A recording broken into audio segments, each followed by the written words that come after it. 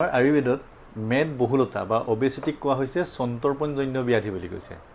গতিকে এইটো কমন সমস্যা মানুহৰ। ইয়াৰ পৰা কেনেকৈ পৰিত্ৰাণ পাব?